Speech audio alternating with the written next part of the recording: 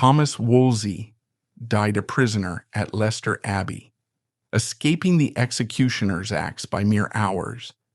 He was being dragged to the Tower of London for high treason, a brutal purge by the king he served for 20 years. Thomas Wolsey remains the ultimate cautionary tale of the Tudor era, a butcher's son who rose to eclipse the old nobility and rule as England's second king. Yet the moment he failed to deliver the king's divorce, he was ruined completely, stripped of his vast wealth, and left to die in disgrace. The journey toward that fatal ambition began when Thomas Wolsey was born in Ipswich, Suffolk, roughly between 1470 and 1473. He entered a rigid society where a boy of his low standing was never meant to hold power. From his very first breath, his potential seemed strictly limited by his lack of noble blood. His enemies would later fixate on his father, Robert, sneering at Thomas as the butcher's cur. While Robert was actually a prosperous local landowner and churchwarden, he was certainly no gentleman.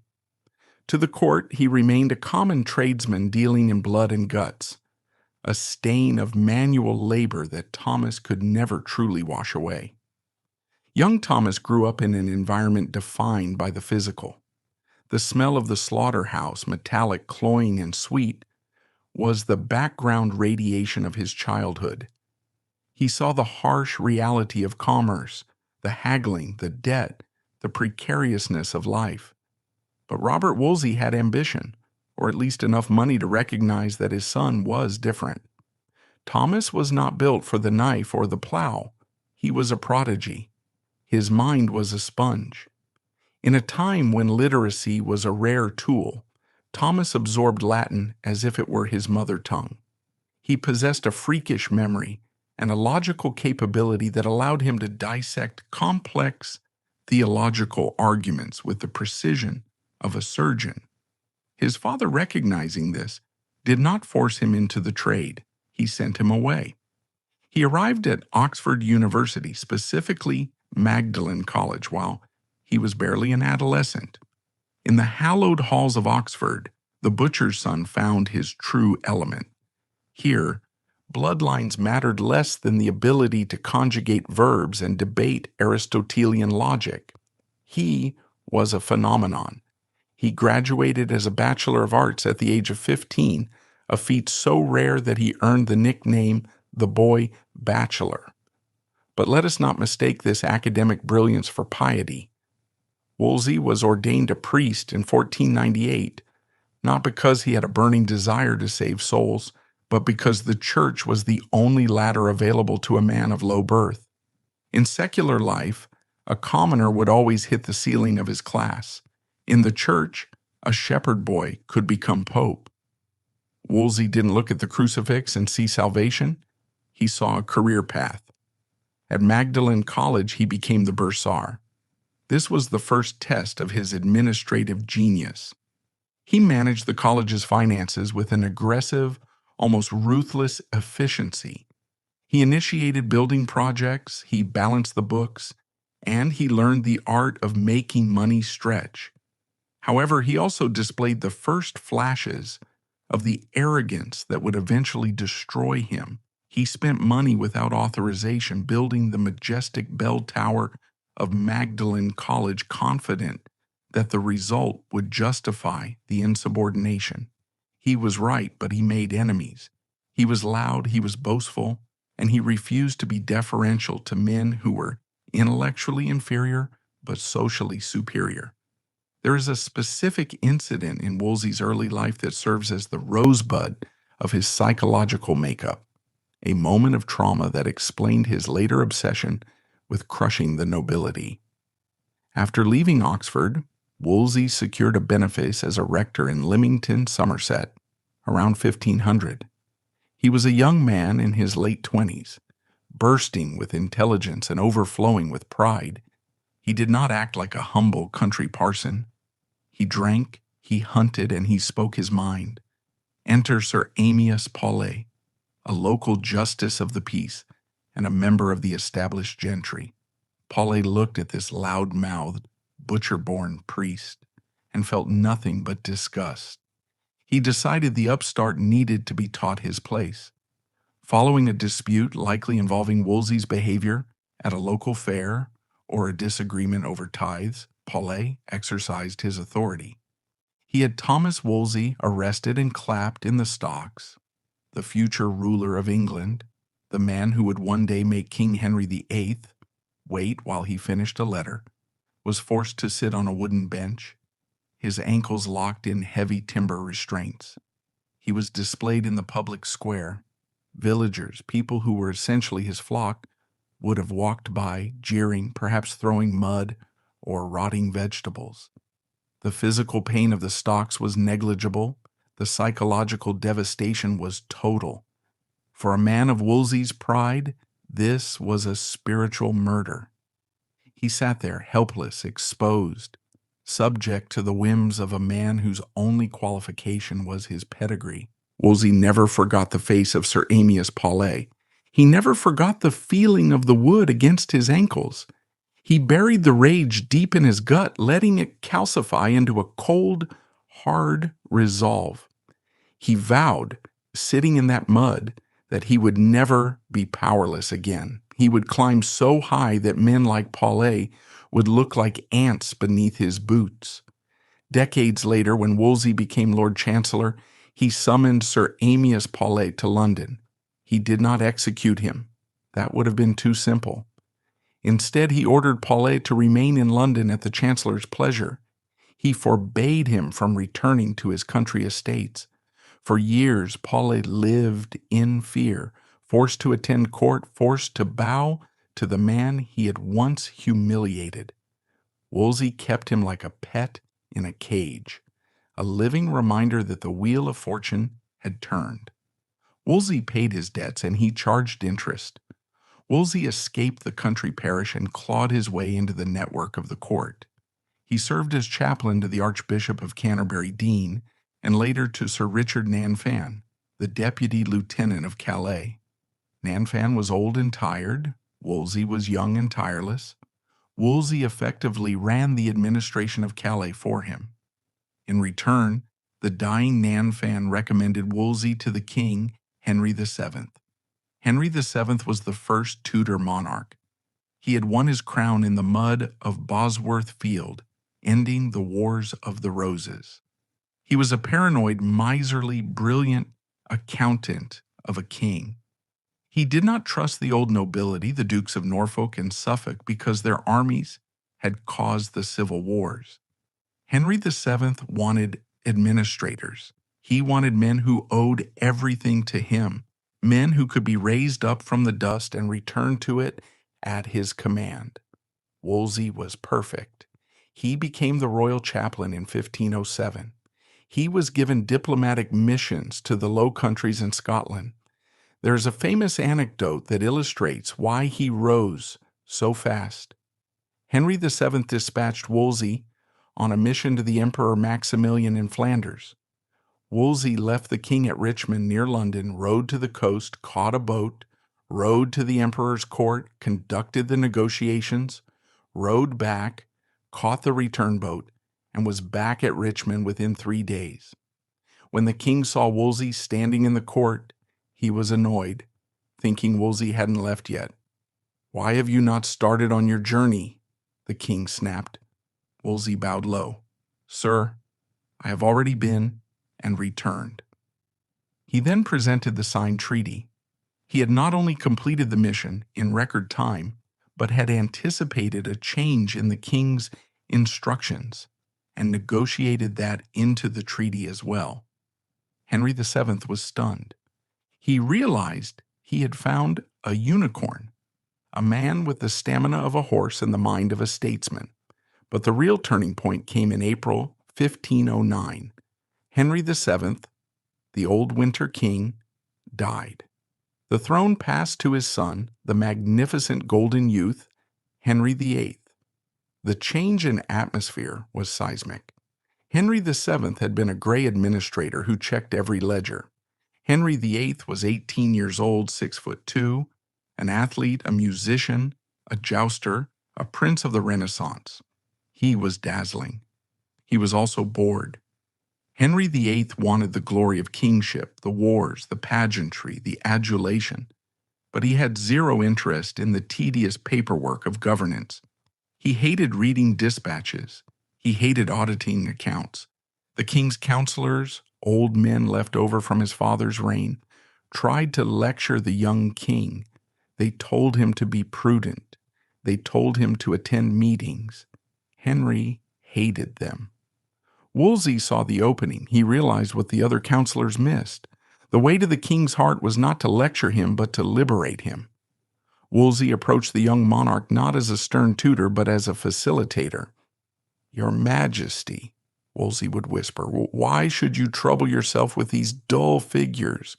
Why should you waste your youth in council meetings? Go, hunt, dance, build your navy. I will handle the tedious work. I will ensure your will is done." It was the most seductive offer Henry had ever heard. Wolsey was offering to be the engine room of the state, allowing Henry to be the figurehead on the prow. Wolsey made himself the funnel through which all state business passed. If you wanted the king's signature, you had to go through Wolsey. If you wanted a grant of land, you spoke to Wolsey. By 1515, the butcher's son had accumulated a stack of titles that was frankly obscene. He was the Archbishop of York, the second highest position in the English Church. He was the Lord Chancellor, the head of the legal system and the king's chief minister. And thanks to relentless pressure on the Pope, he was made a cardinal. He now wore the red hat. He was a prince of the church, equal in status to the highest nobility in Europe. Having secured the young king's trust, Wolsey did not merely step into the corridors of power. He renovated them to suit his own dimensions. The climb from the slaughterhouse to the steps of the throne was over. Now began the far more dangerous task of staying there. He had proven he could acquire authority, but the true test would be whether he could wield it without being crushed by its weight. The boy bachelor was gone. The altar rex had arrived, and he was about to reshape England in his own gilded image. While he managed the king's affairs, Wolsey did not neglect his own. In 1514, he had leased a manor at Hampton, upriver from London. He began to transform it into the finest residence in England. Hampton Court Palace was Wolsey's obsession. It was built of red brick with diapered patterns of black vitrified brick. It had chimneys that spiraled like candy canes.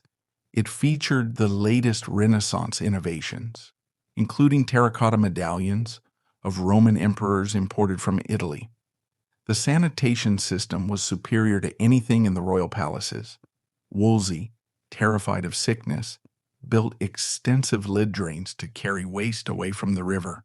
The luxury inside was suffocating. Wolsey owned 600 tapestries, immense woven artworks that cost a fortune. He had a household of 500 servants, including his own choir, his own ushers, and his own doctors. When he dined, he sat under a cloth of estate, a privilege usually reserved for the king. Why did he do it? Why build a home that outshone the monarchs? It was a psychological blind spot. Wolsey believed that his magnificence reflected the king's magnificence. He thought that by being grand, he was honoring Henry, but the nobility saw only usurpation. "He bites the hand that feeds him," the Duke of Norfolk whispered. "He thinks he is the king." By 1515, Thomas Wolsey was no longer merely a minister. He was a phenomenon that defied the natural order of the Tudor hierarchy. He did not just serve the throne. In the eyes of the terrified court, he overshadowed it. To the observer standing on the cobbled streets of London, it was often difficult to tell where the authority of Henry VIII ended and the will of Thomas Wolsey began. While Henry VIII was the golden idol of the nation, tall, athletic, the embodiment of chivalric romance, Wolsey was the high priest who interpreted the idol's will. But Wolsey did not just interpret, he innovated. He realized early on that the medieval structure of government, A clumsy collection of baronial councils and slow-moving courts was insufficient for the kind of glorious imperial monarchy Henry craved. Wolsey set out to streamline the state, effectively creating the machinery of modern government. But in doing so, he placed himself at the controls of every single lever. He woke at 4 a.m. He began his day with prayers, not out of deep spiritual thirst, but out of rigorous discipline. By 6 a.m., he was reading dispatches from ambassadors in Rome, Madrid, and Paris. By 8 a.m., he was dictating letters to a phalanx of secretaries, switching effortlessly between English, French, and Latin. He held the entire diplomatic map of Europe in his head. He knew which Italian duke was bankrupt, which German prince was looking for a wife, and exactly how much gold it would take to bribe a Swiss mercenary captain.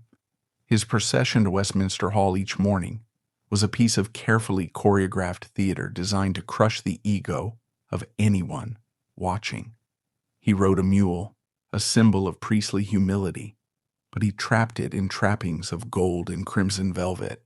He was preceded by 2 great silver crosses, one for his role as archbishop, one for his role as legate, 2 pillars of silver, and a mace.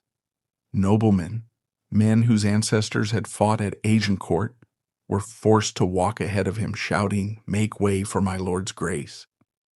It was a daily humiliation of the aristocracy, a visual reminder that the butcher's son was now their master. Wolsey's greatest instrument of domestic power was the Court of Star Chamber.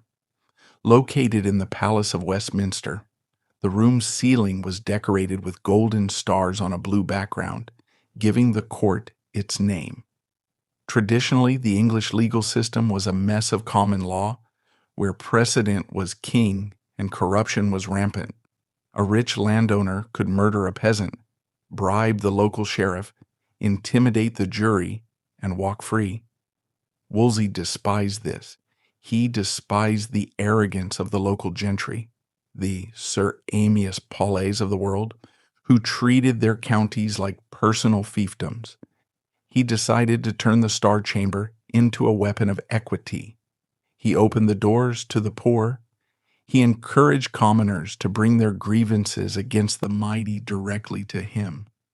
For the first time in memory, the nobility felt the cold hand of accountability.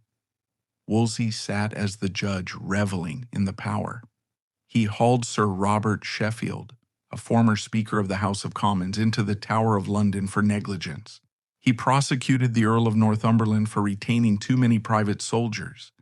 He forced the Duke of Buckingham to stand before him like a naughty schoolboy. "I will see the laws of this realm kept," Wolsey thundered from the bench, "and I will not see the great consume the small." The common people loved it.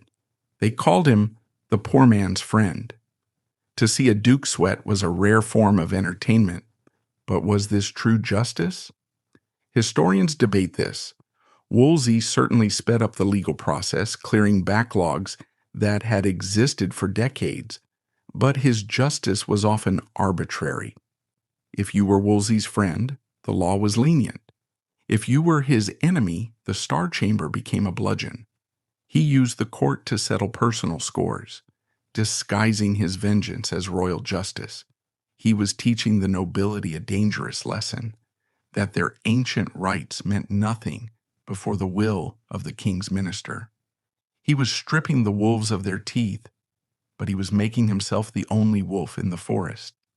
If the Star Chamber was Wolsey's iron fist, his foreign policy was his velvet glove.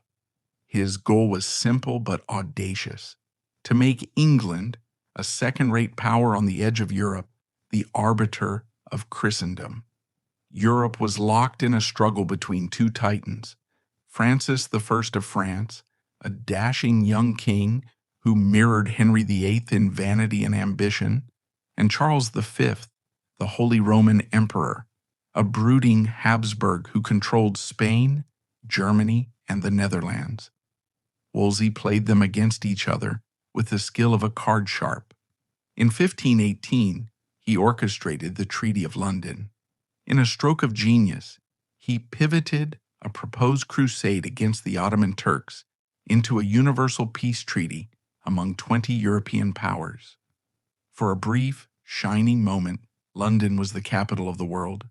Wolsey, the architect of this peace, was hailed as the arbiter of Europe. But the peak of his showmanship came in 1520. Henry VIII wanted to meet his rival Francis I. Wolsey arranged a summit that would go down in history as the Field of the Cloth of Gold. Located in a valley between Gien and Ardres near Calais, Wolsey built a temporary city. This was not a campsite. It was a miracle of logistics and engineering. He conscripted thousands of workmen. He leveled hills to create flat ground for jousting. He built a temporary palace for Henry, made of timber and canvas, but painted to look like brick and stone, with glass windows that glittered in the sun. Outside fountains ran with red wine, free for the drinking. The tents were covered in cloth of gold, a fabric woven with real gold thread, astronomically expensive. When the sun hit the valley, it glowed with a divine, blinding light. The consumption was staggering. 2,000 sheep, 800 calves, and 300 tons of wine were consumed in 2 weeks. Wolsey was the ringmaster. He rode between the French and English camps, organizing the jousts, the dances, and the masses.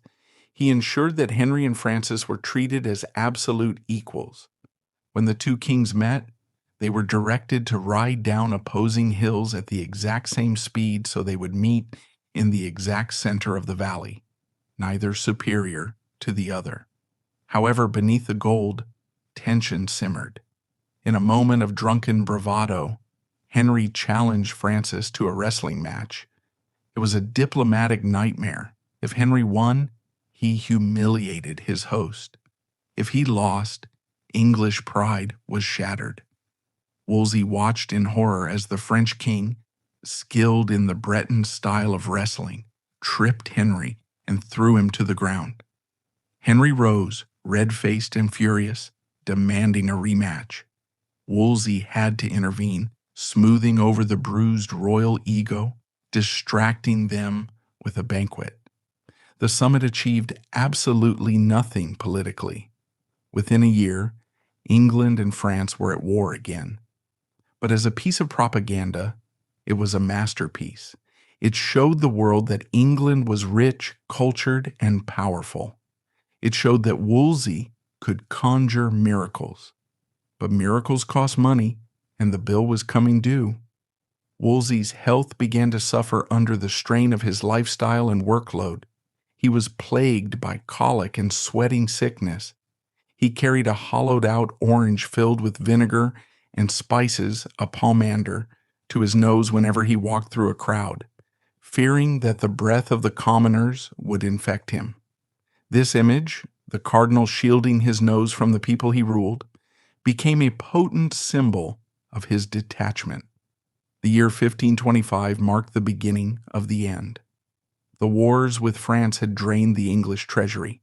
The Field of the Cloth of Gold had been a financial black hole. Yet, Henry VIII, smelling blood after the French king was captured at the Battle of Pavia, wanted to invade France again. He demanded money. Parliament was exhausted. They refused to grant more taxes. Wolsey, desperate to please his master and arrogant enough to believe he could force the issue, bypassed Parliament. He invented the Amicable Grant. The name was an Orwellian lie. It was not amicable, and it was not a grant. It was a non-parliamentary tax, levying 1/6 of the goods of the laity and 1/3 of the goods of the clergy. Commissioners were sent out to demand the money.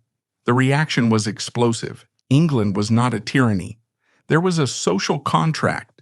The people paid taxes if Parliament agreed to them. Wolsey had broken the contract. In Lavenham and other parts of East Anglia, the bells rang backwards, the traditional alarm for fire or invasion. 10,000 men gathered, armed with rusty bills and scythes. They were not revolting against the king. They were revolting against the cardinal. When the Duke of Norfolk arrived to confront the rebels, he asked who their captain was. A simple man stepped forward and said, "Our captain is poverty." The rebellion forced Henry to blink.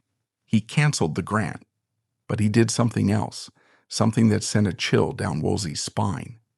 Henry declared in open court that he knew nothing of the tax's severity. He claimed Wolsey had misled him. He threw his faithful servant to the wolves to save his own popularity. Wolsey was forced to apologize publicly. For the first time, the king had looked at him not with gratitude, but with suspicion. The altar rex had failed, and in the shadows Wolsey's enemies began to sharpen their knives. While the Amicable Grant weakened Wolsey, it was a biological crisis that would destroy him.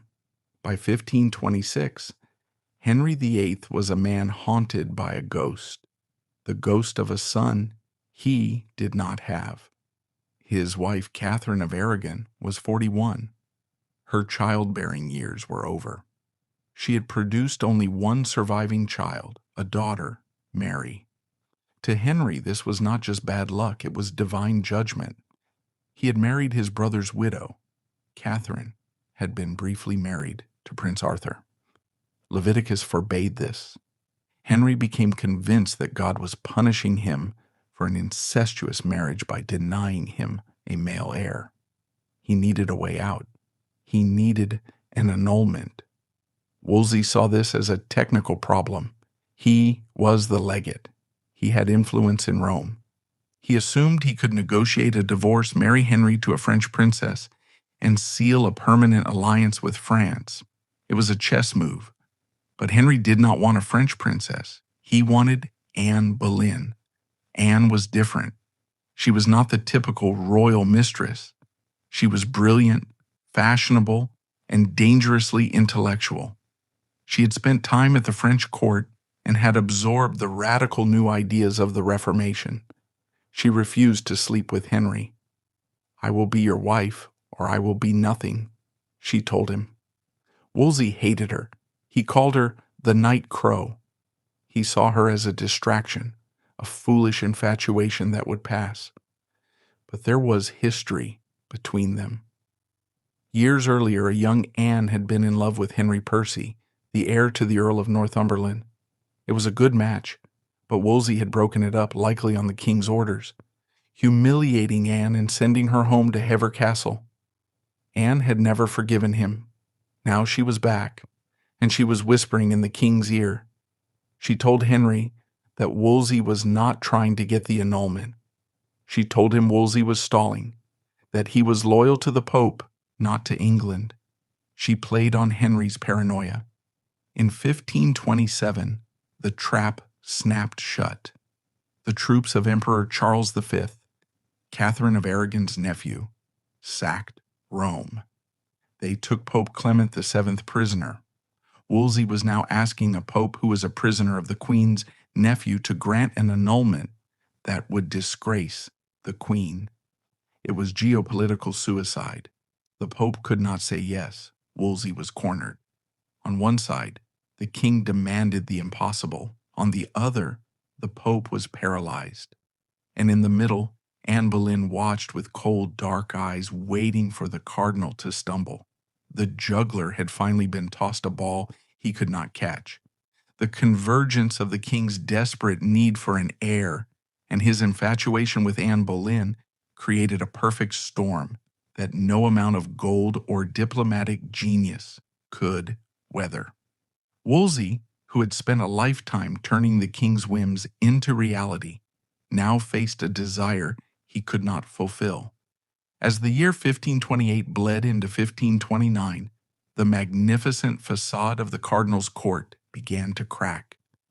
The stage was shifting from the palaces of celebration to the somber wood-paneled halls of judgment, where the hunter would become the hunted.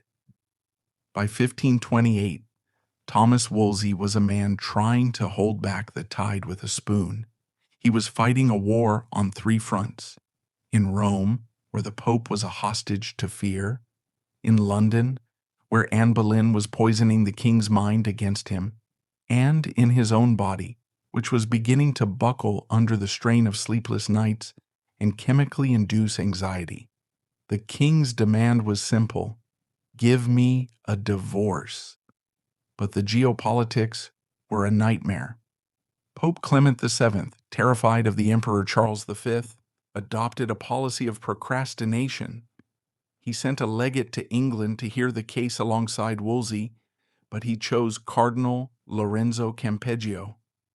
Campeggio was an old man, racked with gout, who moved across Europe with agonizing slowness. This was by design. Every day Campeggio delayed was a day the Pope didn't have to make a decision. For Henry VIII, a man who had never been told wait in his life, the delay was torture. For Wolsey, it was a death sentence. He wrote frantic letters to Rome, abandoning his usual diplomatic subtlety.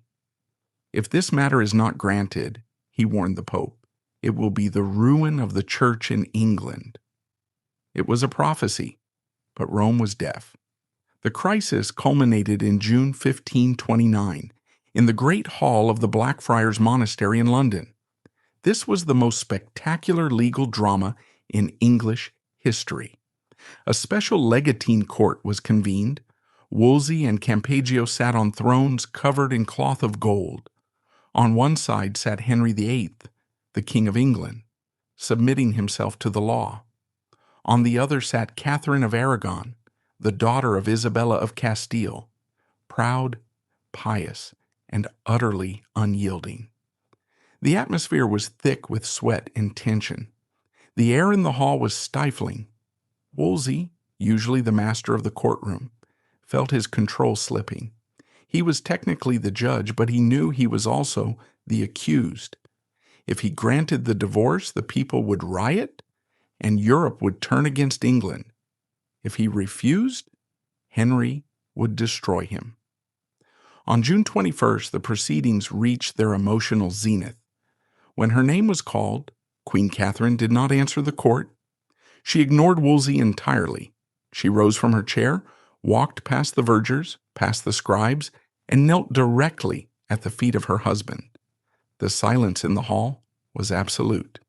"Sir," she spoke, her voice clear and heavily accented with the Spanish of her youth, "I beseech you for all the loves that hath been between us, and for the love of God, let me have justice and right.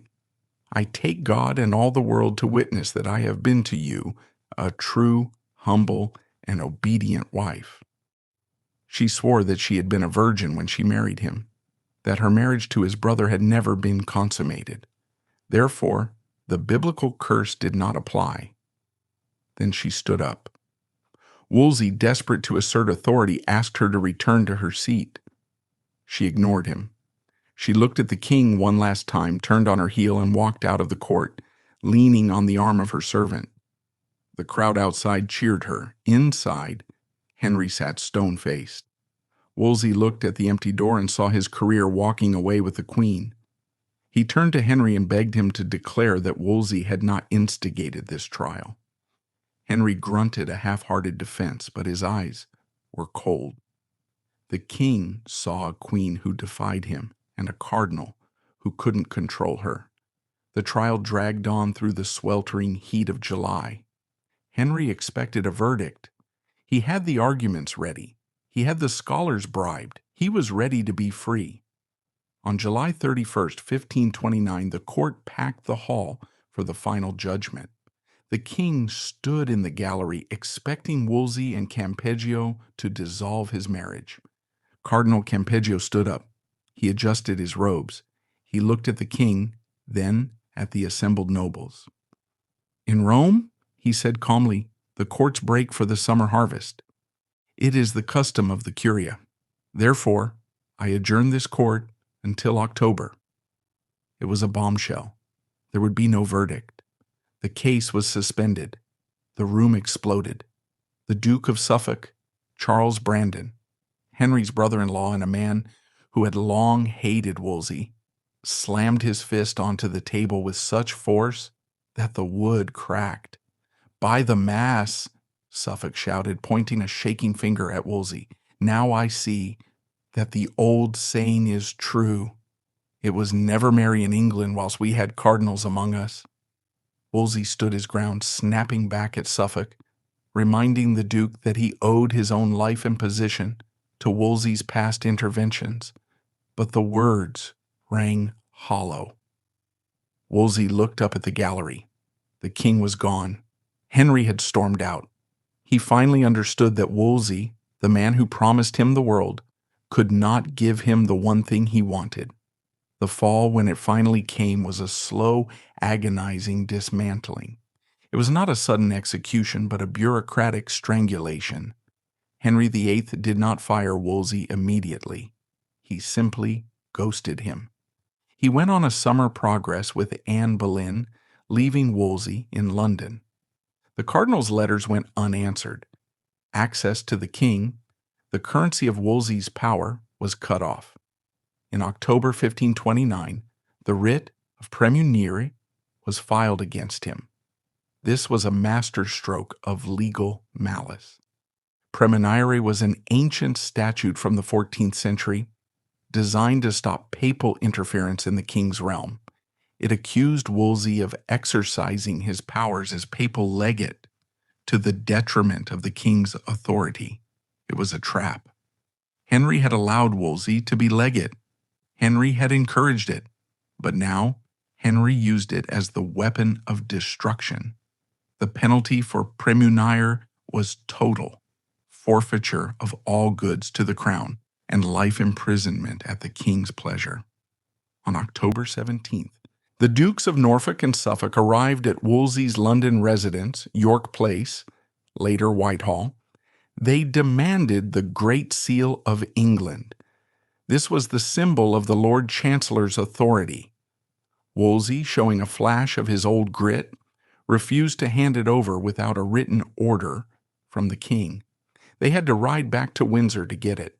When they returned, Wolsey surrendered the seal, but that was just the beginning. He called his treasurer and ordered him to lay out everything. And we mean everything. In the great gallery of York Place, tables were groaned under the weight of his life's accumulation. There were mountains of gold plate, shelves of silver vessels, and walls hung with cloth of gold and silver tissue. There were 1,000 pieces of fine Holland cloth. Wolsey walked through this museum of his own greed, touching the items for the last time. He was handing it all to the king. He believed naively that if he gave Henry his wealth, Henry might spare his life. It was a ransom payment for his own neck. "I have nothing," he told his servants, "but what the king gave me. It is his to take back." He was ordered to leave York Place immediately. He boarded a barge on the Thames. The river was lined with thousands of boats. The citizens of London had gathered, cheering and jeering, expecting to see the cardinal taken to the Tower of London to be beheaded. They wanted blood, but the barge did not turn toward the Tower. It went upstream toward Putney. Wolsey was being sent to Esher Place, a minor property belonging to the bishopric of Winchester. The scene at Putney Hill remains one of the most bizarre moments in the saga. As Wolsey rode up the hill, a horseman came galloping towards him. It was Sir Henry Norris, a groom of the king's chamber. He brought a message from Henry.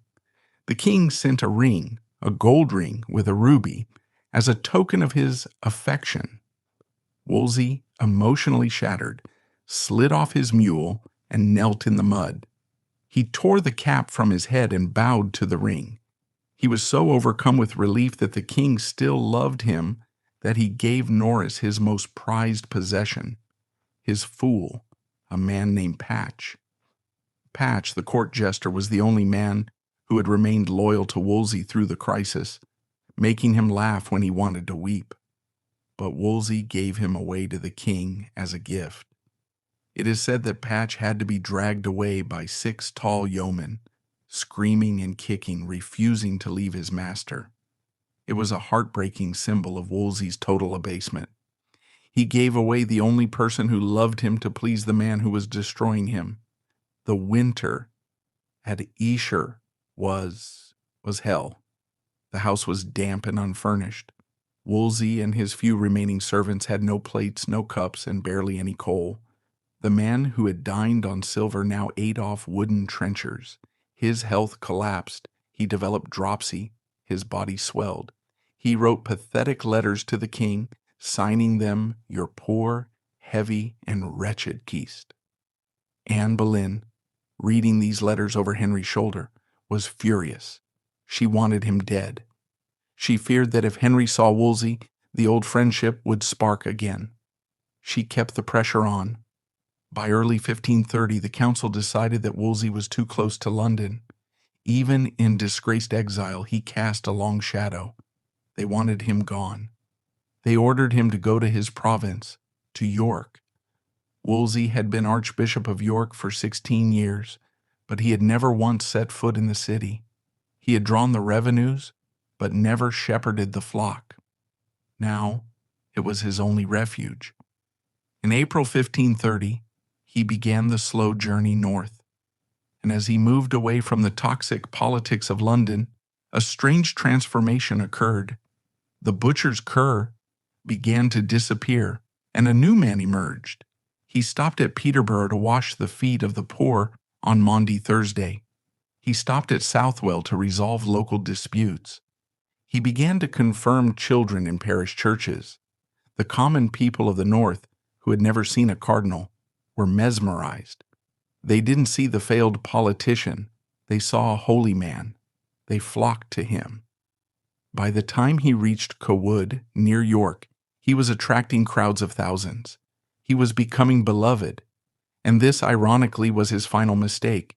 In London, reports reached the king. "Wolsey is raising an army," the spies whispered. "The people love him.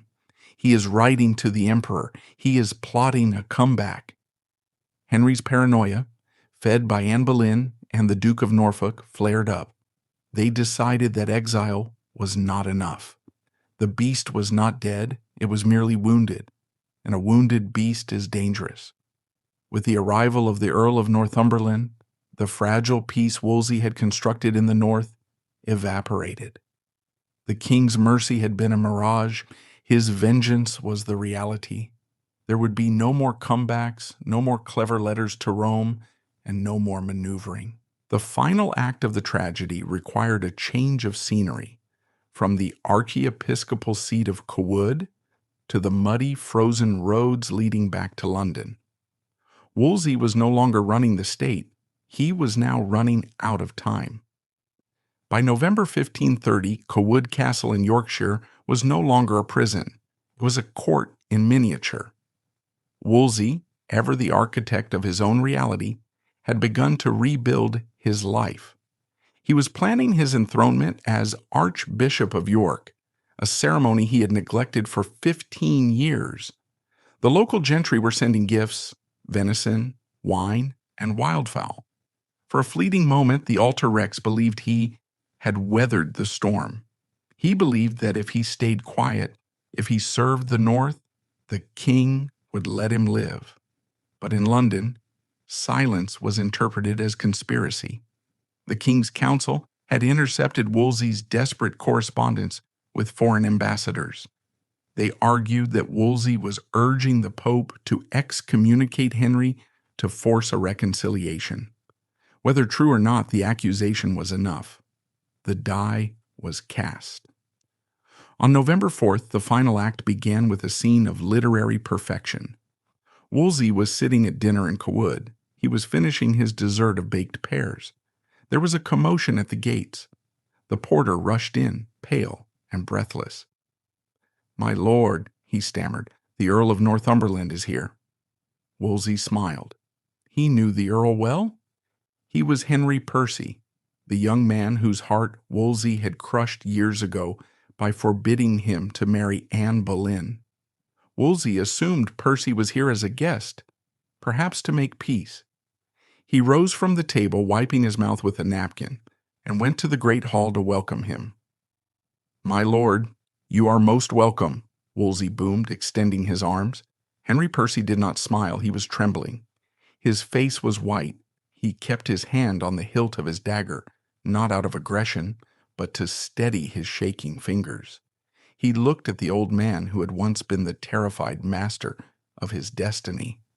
Percy spoke in a voice so quiet it was barely a whisper. "My lord, I arrest you of high treason." The heir left the room. Wolsey stood frozen, his arms still half extended in greeting. The servants dropped to their knees. For a long minute, the only sound was the crackle of the fire. Wolsey looked at Percy, the instrument of Anne Boleyn's vengeance, and he understood. The circle was closed. He did not fight. He did not argue. He simply nodded, the fight draining out of him like water from a cracked jar. The journey south was a slow march towards the grave. Wolsey was not just a prisoner. He was a dying man. The stress of the arrest triggered a catastrophic physical collapse. His digestive system failed. He was struck by severe dysentery, the flux, as it was known. He could not eat. He could barely stand. Every few miles, the cavalcade had to stop so the former Lord Chancellor could relieve himself in the bushes, groaning in humiliation and pain. The man who had shielded his nose with a pomander to avoid the smell of the poor was now reduced to his own filth. They reached Sheffield Park, the home of the Earl of Shrewsbury. The Earl, a kind man, tried to comfort Wolsey. He treated him with honor, hoping to restore his spirits. But Wolsey spent his days sitting on a chest in the gallery, staring at the wall, clutching his rosary, sighing deeply. "I am lost," he would mutter. "I am left." It was at Sheffield that the final nail was driven in.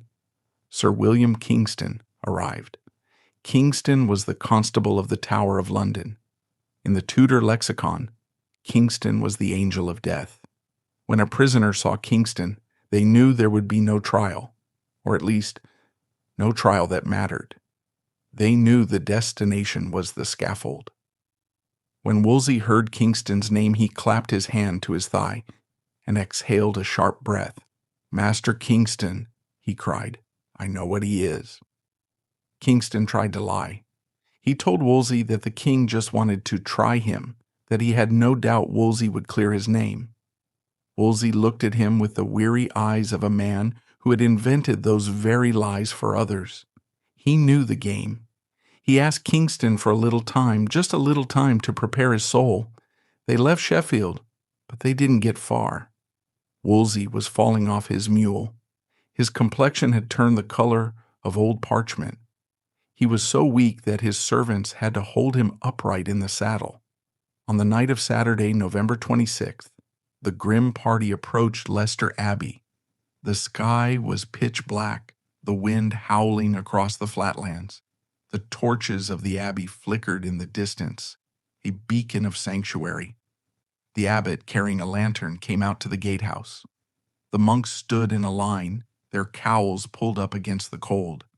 They watched as the most powerful man in Europe was lifted down from his beast, his red robes stained with mud and travel. Wolsey leaned heavily on the arm of his servant. He looked up at the abbot. The torchlight caught the hollows of his eyes, the sunken cheeks. He gasped out the words that have echoed through 5 centuries. "Father Abbot, I am come hither to leave my bones among you." They carried him upstairs to a guest chamber. A fire was lit. He was laid in a bed with crisp sheets. For the first time in weeks he was warm, but the cold was now inside him. He lingered for 2 days. He drifted in and out of consciousness, his mind wandering back to the council chamber, to the king's ear, to the mountains of paperwork. He would mutter orders to secretaries who were not there. On the morning of Tuesday, November 29th, the clock struck 8. Wolsey's breathing changed. It became shallow rattling. Sir William Kingston leaned over the bed, listening for a confession, perhaps a reveal of where some hidden treasure was buried. Wolsey opened his eyes. They were clear. In his final moments, the fog lifted. He looked at Kingston not as a jailer, but as a witness. He spoke with a sudden, terrifying lucidness. "Master Kingston," he rasped, "I see the matter against me how it is framed. But if I had served God as diligently as I have done the king, he would not have given me over in my gray hairs. It was the ultimate indictment of the Tudor system. He realized too late that he had worshipped a mortal idol. He had poured his genius, his energy, and his soul into the vessel of Henry VIII and found it bottomless. He had served the state, and the state was eating him. "Commend me to his majesty," Wolsey whispered, his voice fading, beseeching him to call to his remembrance all that has passed between him and me, and then he shall know in his conscience whether I have offended him or not. He closed his eyes. He murmured a prayer in Latin, and then Thomas Wolsey, the butcher's son, who had ruled an empire, stopped breathing. The king's business does not stop for death. Kingston needed to verify the body. The monks began the task of washing the corpse for burial. They stripped away the crimson velvet robes. They removed the fine linen undergarments, and then they stopped. They stared in silence. Bound tightly around Wolsey's chest, hidden beneath the layers of luxury, was a hair shirt. It was a hideous garment. Made of coarse goat's hair, it was designed to chafe, scratch, and irritate the skin constantly. It was an instrument of medieval penance, a way to mortify the flesh. The monks looked at each other. They had expected to find a body soft with indulgence, pampered by years of gluttony. Instead, they found a body that had been suffering in secret. This discovery changes everything we think we know about Wolsey. To the world, he was the picture of arrogance, a man who loved gold, power, and comfort. But in private, in the dark, he was a man tormented by guilt. He knew he was a sinner. He knew his ambition was a vice. While he was building palaces and organizing banquets, he was literally flaying himself alive in a desperate attempt to bargain with God. He was a man trapped in a paradox. He could not stop climbing, but he hated himself for the ascent. The hair shirt was his anchor to reality, a constant scratching reminder that he was just dust and ashes. They buried him quickly. There was no state funeral. No king attended. He was placed in a simple wooden coffin and lowered into the ground in the Lady Chapel of Leicester Abbey.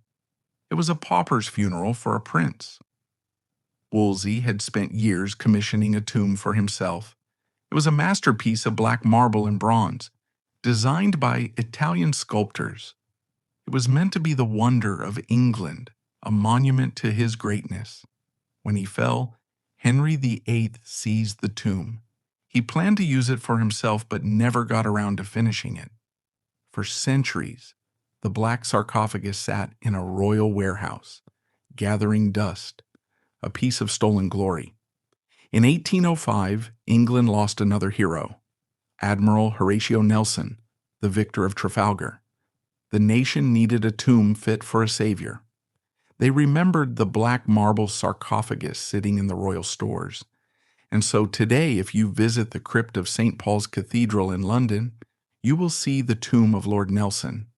It is magnificent, but it is not Nelson's tomb. The greatest naval hero of Britain is sleeping in the bed prepared by the butcher's son from Ipswich. Wolsey, even in death, serves the state. The earth had barely settled over Wolsey's grave in Leicester before the world he left behind began to mutate. The court expected the machinery of the state to grind to a halt without the altar rex.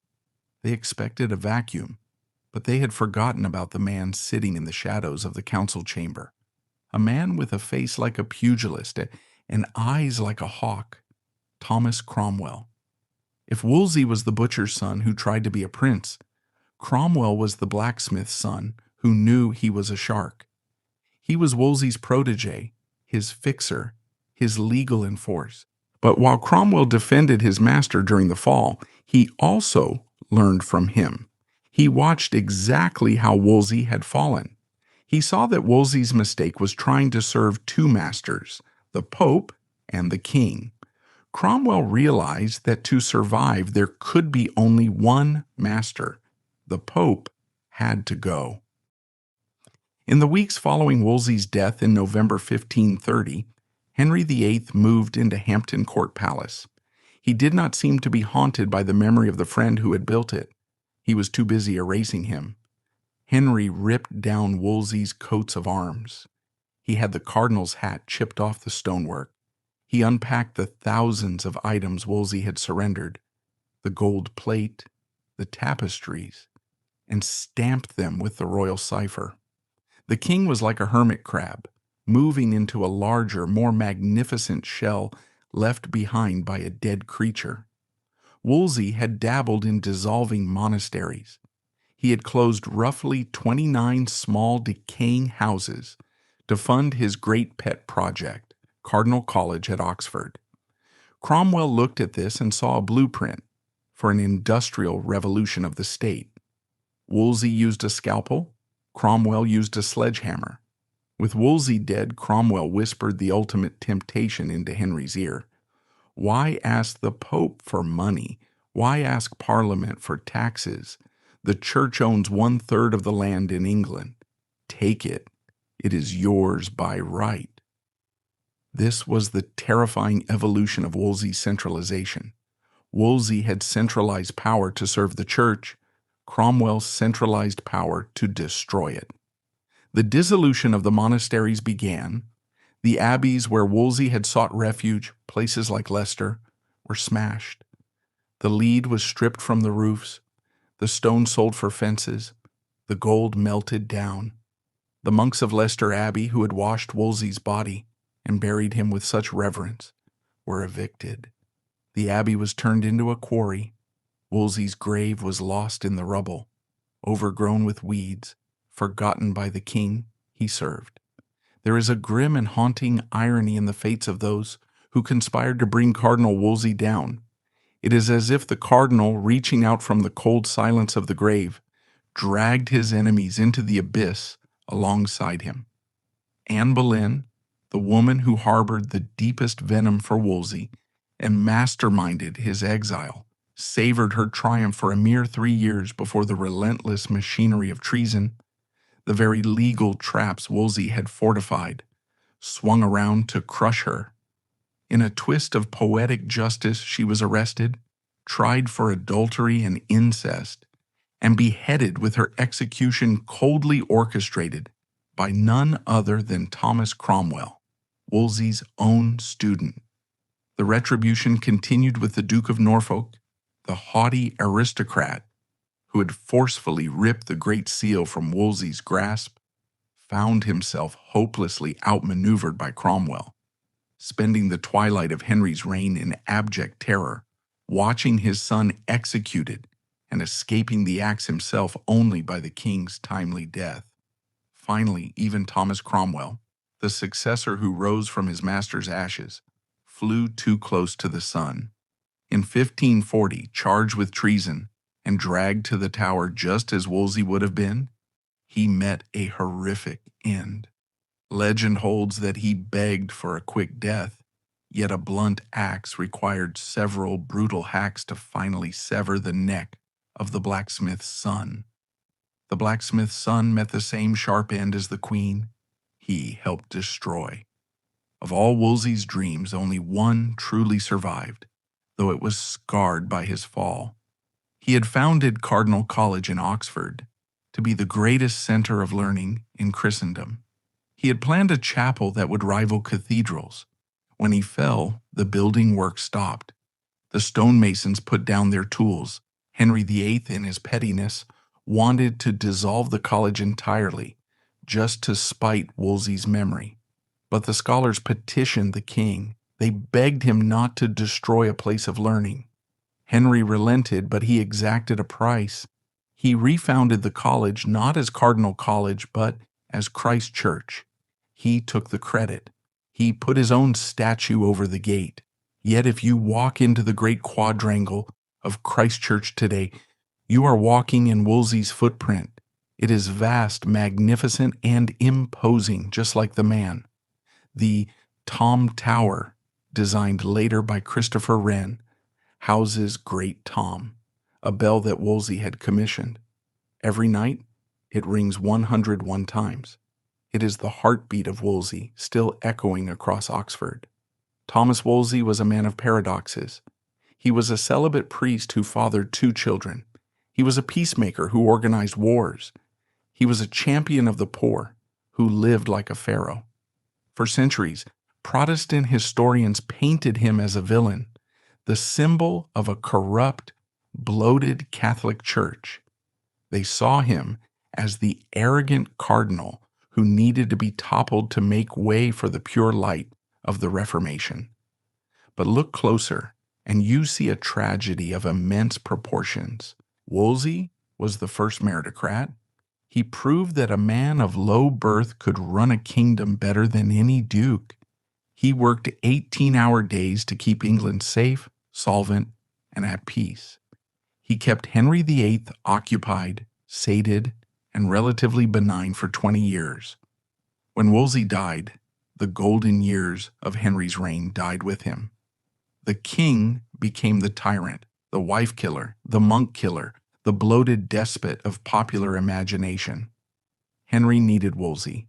He needed the altar rex to bear the burden of ruling so he could play at being king. In the final analysis, Wolsey's life is a testament to the futility of seeking love from power. He built in stone, but he built on sand. And yet, in the quiet corners of English history, his presence remains. You can feel it in the red brick of Hampton Court. You can hear it in the bell of Christ Church. And you can find it in the lesson he left behind whispered in the darkness of Leicester Abbey. Be diligent serving God, for the King will break your heart.